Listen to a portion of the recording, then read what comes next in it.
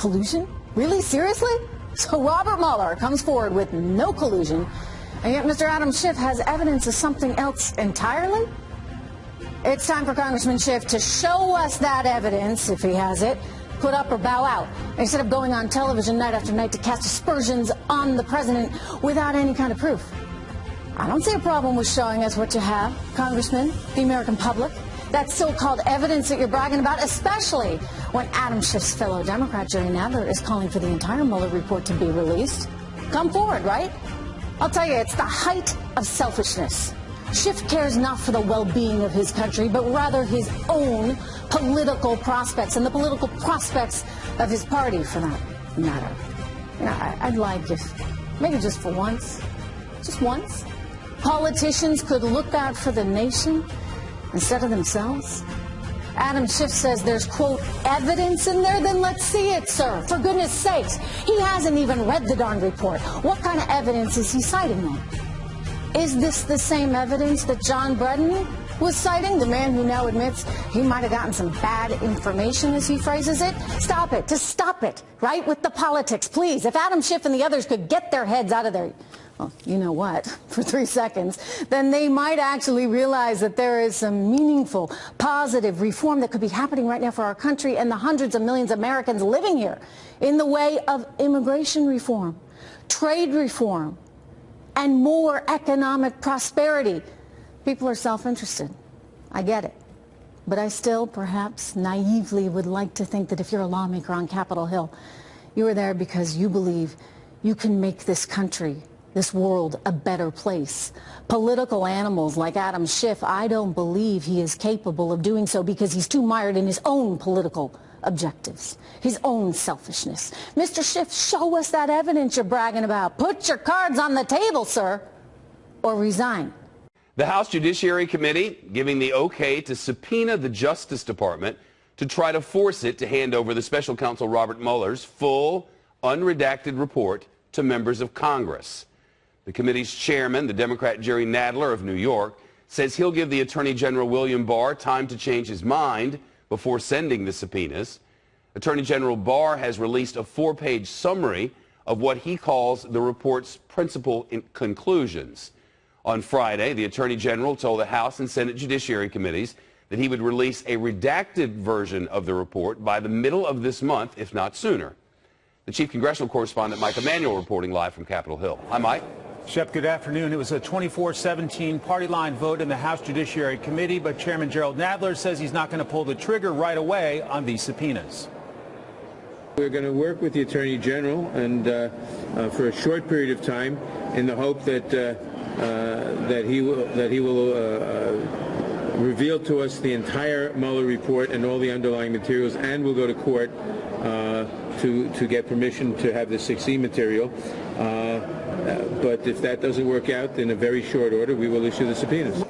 The committee's top Republican says there was no need to take this step.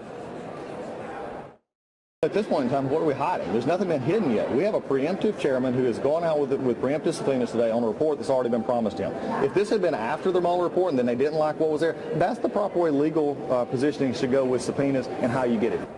Democrats arguing they should see the entire Mueller report now. Republicans noting the Attorney General says they will get to see it in mid-April. Shep. Mike, meantime, over in the Senate, lawmakers changed procedures for some of President Trump's nominees.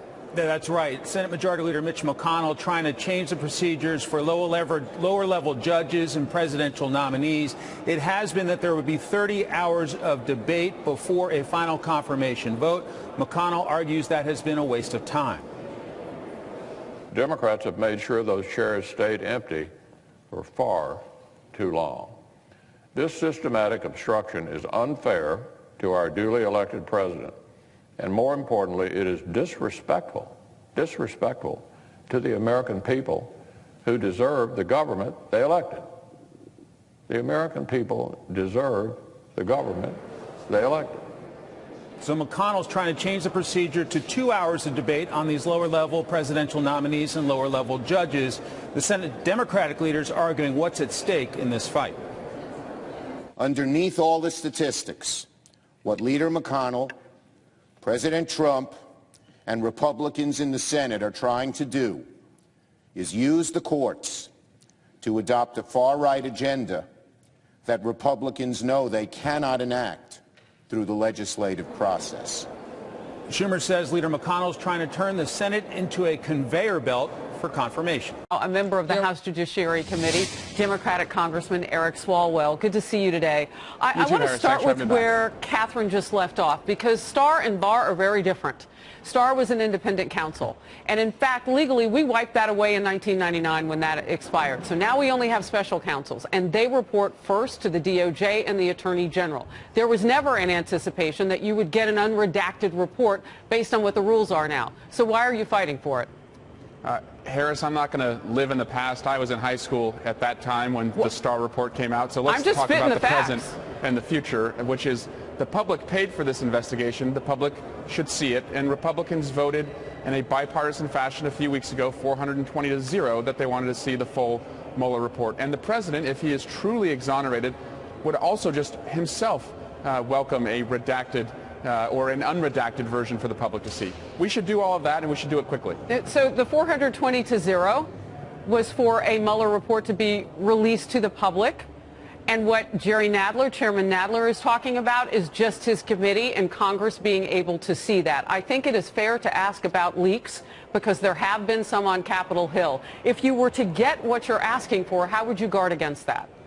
Well, we have means to do that. We have, sensitive rooms where materials cannot be taken out of. I go into them every single day. But most importantly, we should get this to the public as soon as possible. The public interest outweighs any other interest other than ongoing investigations and sources and methods. I still think there's a lot that we need to see. And if we're going to guard against future interference by Russia, because at the end of the day, that's what this is entirely about, we want to know what our vulnerabilities are.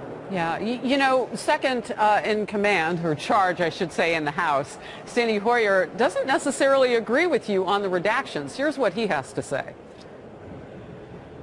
I think it's appropriate for there to be redactions. Grand jury testimony is covered by special rules, and there are obviously other possible sources that need to be confidential, secret.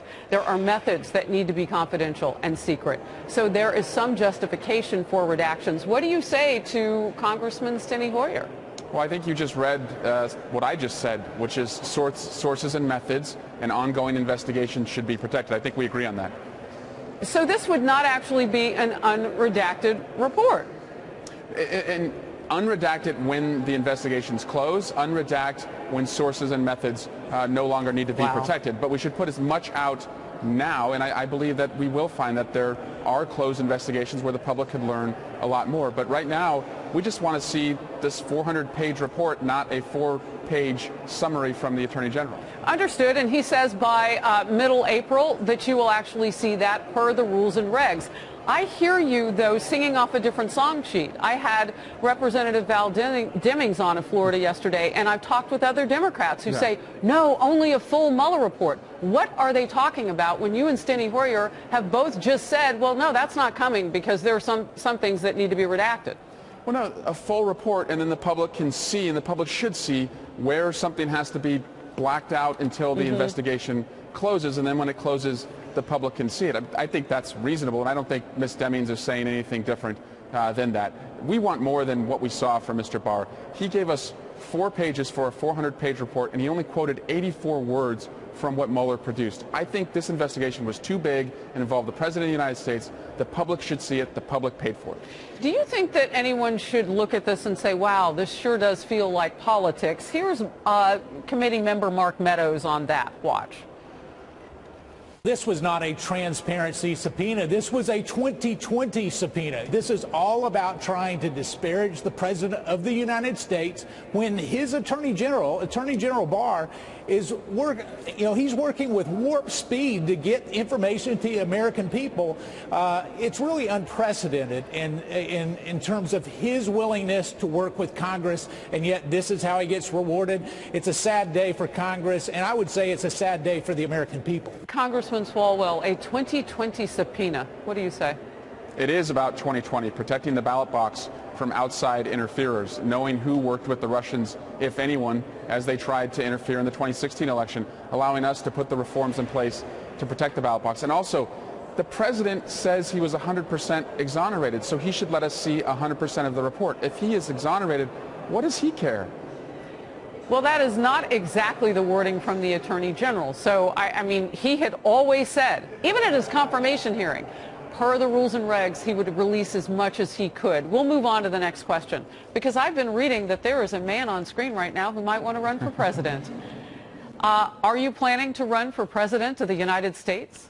Harris, I've made a decision. I will announce it shortly, but I do believe that because of the way I grew up, being the first in the family to go to college, I've seen the benefits of capitalism in this country, but I've also seen its shortcomings, and I think I could be a candidate who would make sure that if you work hard, it adds up to doing better and dreaming bigger. That's why I'm considering it, but I look forward to sharing that with you soon. You know, I have a quick follow-up, because I've gotten to interview you over time, and I know a little bit about your history and your parents and how you grew up. I'm curious to know where you see yourself slotting into a conversation that is a growing field right now. What about Eric Swalwell does the nation need to see as a presidential candidate?